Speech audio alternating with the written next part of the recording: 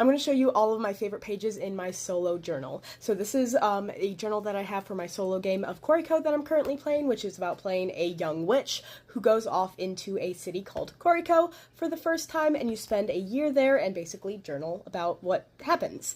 And the first one that I want to show is like this little spread here, which is my introduction into the game.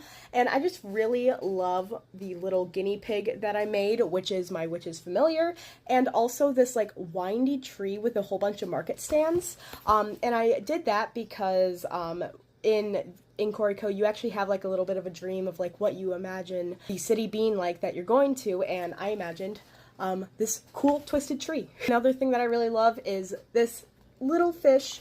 It's called a sunflower. My character met an old man on their journey to Koriko who basically has a life mission of catching like every single fish that exists and making a like journal entry about them and like drawing them and all of that, and this is the one that stuck out to my character. So I love this. After every section of the game, you actually write a letter back home, and I did do a normal written out version in my journal, but then I made a version that I wrote out on a postcard, and I think that's really fun.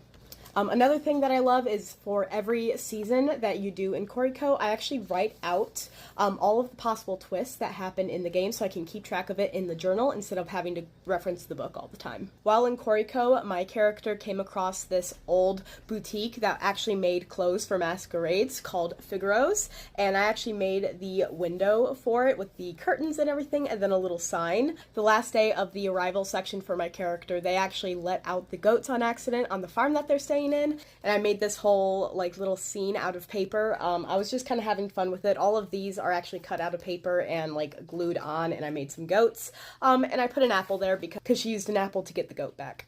One of my all-time favorite pages is this one, which my brother actually drew in my journal, and this is of my character writing their letter back home after the arrival section of the game, with then accompanied by the postcard on the side here, but this is like a little drawing that he did of my character writing that letter, and there's like my little guinea pig and the spoon, and it's just really cute.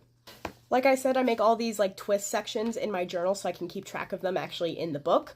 And this is the one that I made for spring, which I thought was really fun because I used a lot of bright colors. And that's really all I have so far. I need to start the spring section now that I'm like back home from traveling and I have some time.